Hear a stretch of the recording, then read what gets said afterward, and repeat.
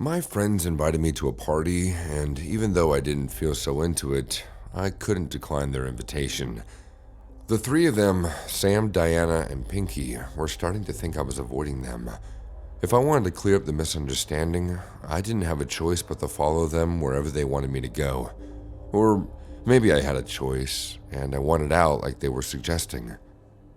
The party was held at a clubhouse. Sometimes I wondered if I was avoiding the three of them on purpose like they supposed I was, because no matter what they did, I was never pleased. I couldn't tell if they were the selfish ones or if I was. They knew I was not a lover of night outings, especially if all roads led to a clubhouse. Yet they were asking me to go with them to one. I hated the smell of booze and sweat.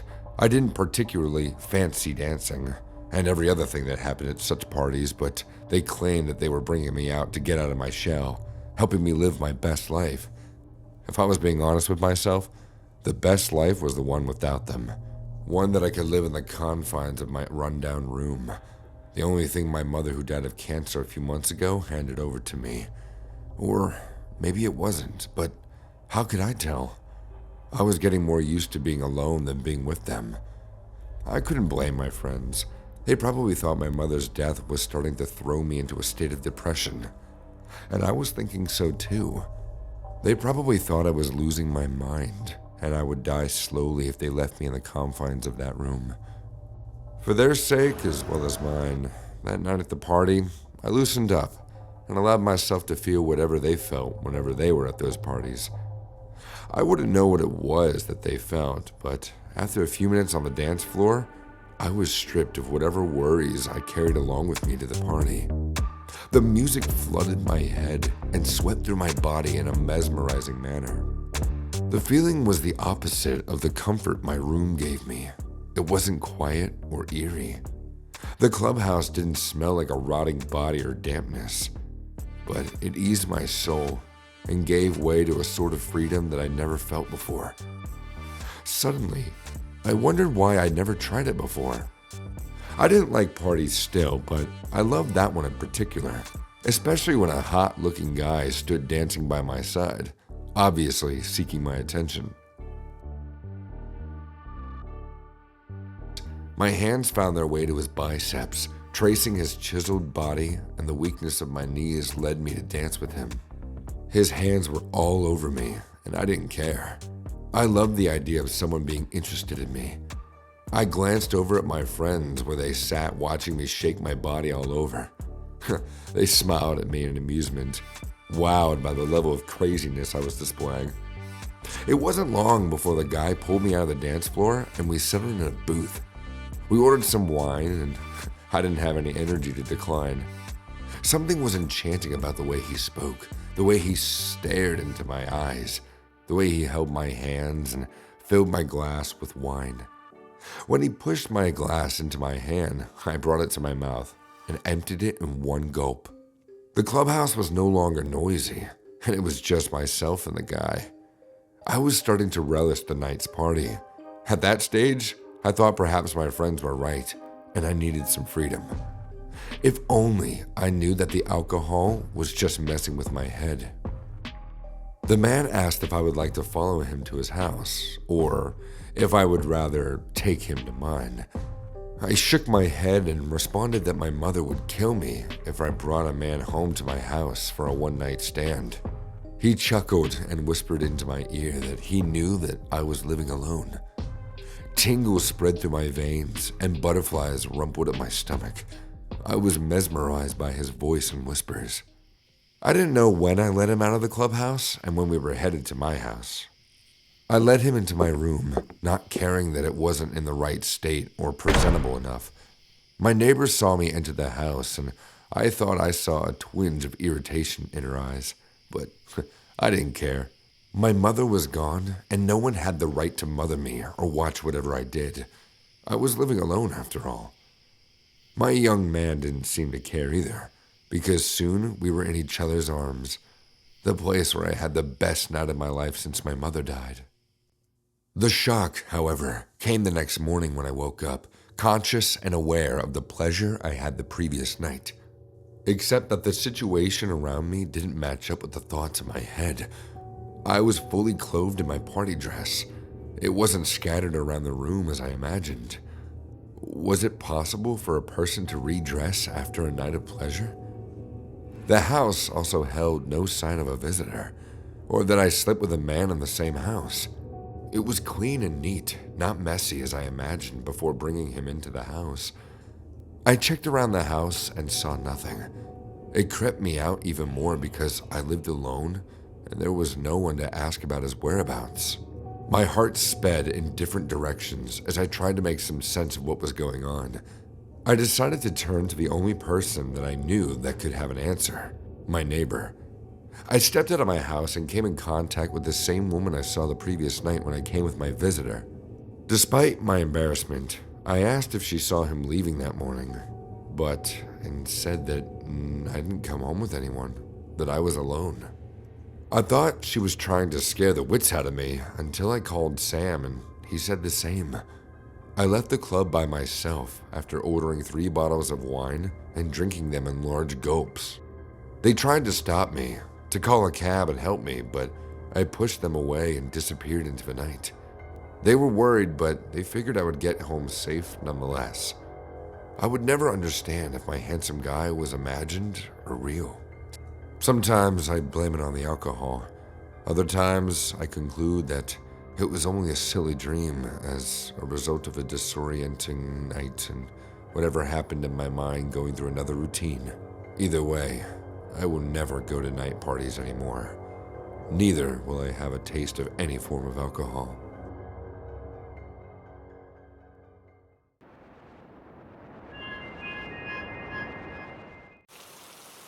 I always had the sense that there was something strange about old Mr. Rogers' death. He was old, about 83 years old, and from the atmosphere at his funeral, it was evident that he lived a full life, even though he lived alone for most of his older days. He had friends, and I was one of his younger friends during his old days. Old Mr. Rogers was my neighbor, and he was a good neighbor.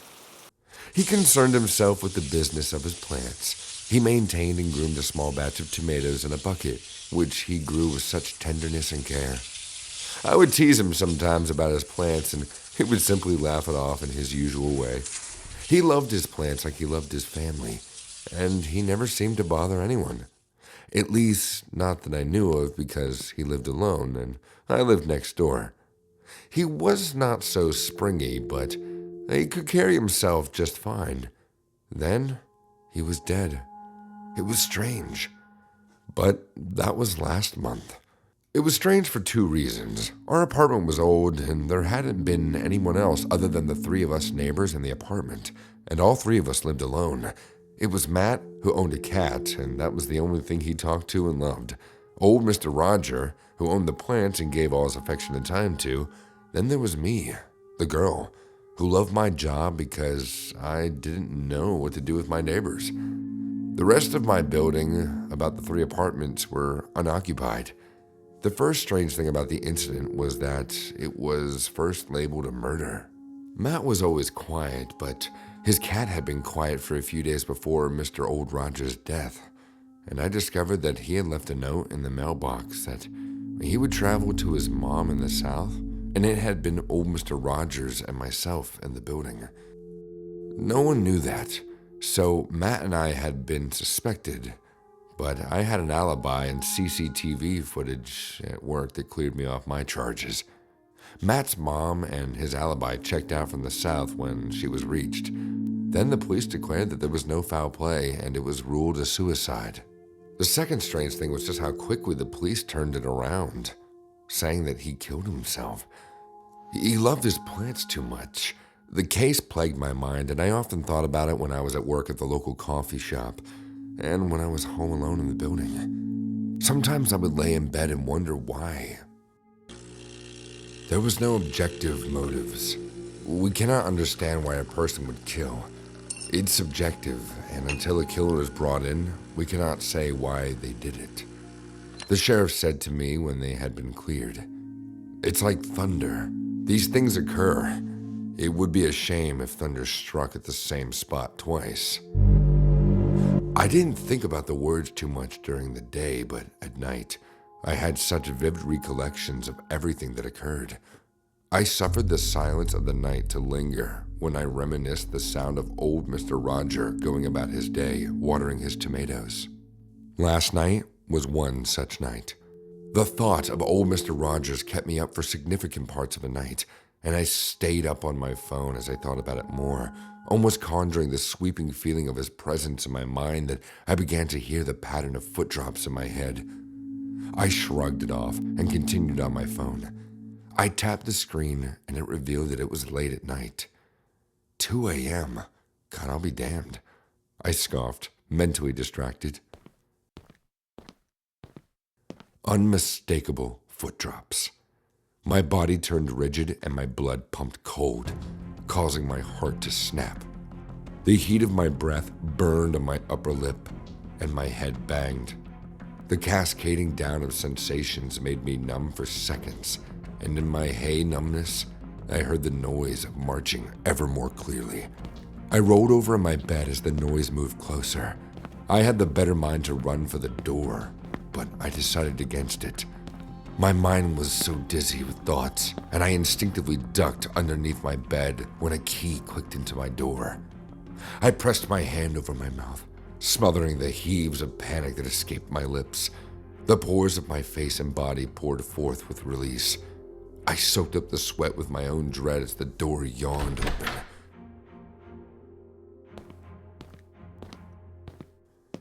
Fucking bitch. The voice growled as it scanned the room to find my absence. He watched for a bit, hesitant to move further, and as though suddenly, the legs moved towards my bed with fury. It was a man I identified. Where could she have gone? He threw a tantrum briefly and stood up from the bed. Then, he picked up himself with a throwing heave as he stepped back towards the door. He held it slightly ajar and started to laugh. Cindy Logan, I know you're in this room. I can smell you, he said. My life dashed before my eyes, and the moment of horror made my stomach tighten.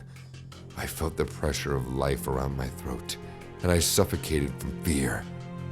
In the chaos of my mind, I tried to make sense of the voice, and when the first thought struck me, I gasped. Gotcha. It was the sheriff.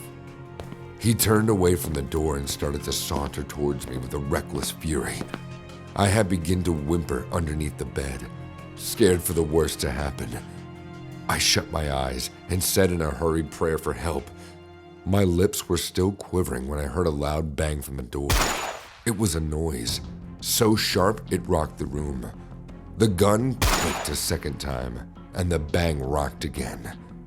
The sheriff fell onto the bed, and his dead weight made the bed frame creak. I squealed. Come out, Cindy. He's dead. The one who had shot him, in the deep reverberating bass, was the voice familiar to me. It was Matt. Matt? I called out from under the bed, realizing myself that I had been snotty and sobbing. Matt had never spoken to me. That was payback for killing my cat and Mr. Old Roger, Matt said as I crawled out from under the bed. Matt stepped into the bedroom. When he killed my cat, I was distraught. Then I saw him kill Mr. Old Roger. No one would believe them if I told him who killed Mr. Roger. But I knew you would believe me when he came for you.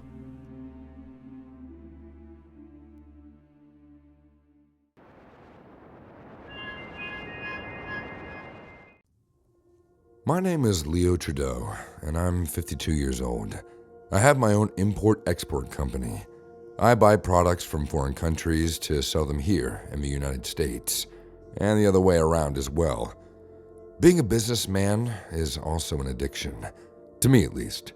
So I also like to buy and sell used items on the internet, not under my company, but simply on my own, as Leo, the common individual. I have several ads running on different online platforms. At one occasion, I was contacted by someone who was interested in a video game console that I was selling on Craigslist. An Atari Jaguar, mid-90s, a little bit of an underground system. It's definitely a collector's item these days. I was selling the console with the original box, plus a few games included, which made the price tag go up to $450. So, I was happy to know that I was going to sell the Atari Jaguar. After exchanging a couple of emails with the person, Luke Lee, one phone call sealed the deal. I'm very excited about buying the Jaguar. From the pictures, I can say that it's in great condition and functioning properly as well, since you were kind enough to display footage of the system working.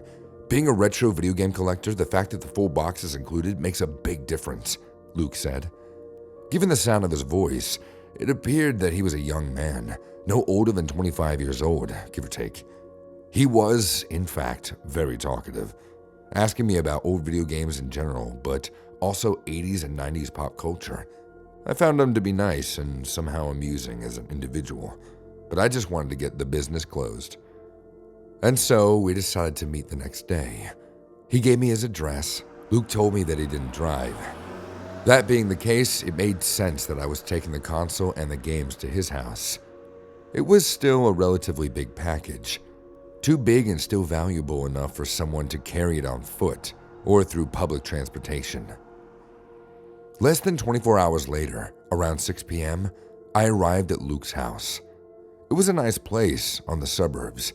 I assumed that he still lived with his parents, and that he probably didn't want them to know about their son spending almost $500 on a 90s video game console. Fine by me. I just wanted to get the money and make the kid happy with his Atari. As I parked the car, Luke immediately came out of his house, even before I called him. He was probably waiting at the window. He actually looked younger than 25 years old, but appearances can be misleading. Luke was wearing a Teenage Mutant Ninja Turtle t-shirt, and he had short red hair and freckles. No signs of facial hair whatsoever, not even a shaved beard. He was wearing an enormous pair of glasses.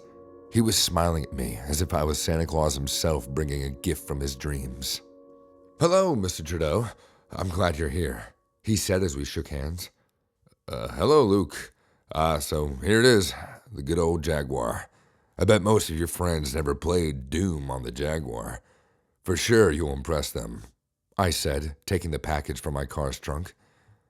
I don't really have friends, to be honest. Would you mind bringing the console into my house and helping me set it up? Luke asked. Yeah, of course. No trouble at all, I replied, being sincere. Luke seemed to be happy with my answer. I followed him into the house. After getting in, I assumed Luke's parents were out on vacation because the house was a complete mess and smelled bad. I see you're home alone these days, Luke. But really, if you don't mind taking my friendly advice from a grown-up, try to clean up every once in a while. You never know, your parents may pop up by surprise, I said, trying to be nice and concerned even. Oh, don't mind about that, Mr. Trudeau. I live here alone. My parents died a few years ago. Boat accident. They were never really there for me, but had tons of money, which I inherited, along with other things, like the house. I guess I should hire a housekeeper then. Thank you for the advice, Mr. Trudeau, Luke said with a childish smile on his lips, as we finally entered what I assume was his gaming room. I set up the Atari Jaguar for him. Within a few minutes, the console was ready to be played. Thank you so much, Mr. Trudeau. Here's the money. By the way, before you go, won't you play with me for just 5 minutes or so? As I said, I don't really have any friends, no brothers or sisters or parents, Luke said. Feeling sorry for the kid, I said, sure, but only for a few minutes. I gotta go. By the way, how old are you, Luke? I asked. I just turned 17, he answered. After 20 minutes, I decided it was time to go. I had done my good deed for the day. I was sad for the kid, but I wasn't his father. But the kid himself had a different idea. Luke insisted he wanted to walk me to my car. And when I shook his hand and said goodbye, Luke asked, "Mr. Trudeau, will you be my adoptive father? You don't need to support me or anything. Just visit me once or twice every week. Maybe spend the weekend now and then. We could do things together. Go out for dinner, movies, play video games together. Didn't you enjoy spending the last hour with me?" Okay, now I was getting freaked out. I could see Luke's green eyes behind his glasses, looking at me with expectation. "Listen, Luke, I think you should go and talk to someone. Therapy, maybe. For sure, in school, someone can help you. I wish you all the best, but I'm not your father, kid. And you're 17 years old already. You'll be a grown-up man soon enough. It's time to grow up. But it's hard. But it'll be worth it. Take care," I said to Luke before driving back to my place. That same night, I woke up. My cell phone was ringing. It was Luke. The young man was clearly drunk or high and crying.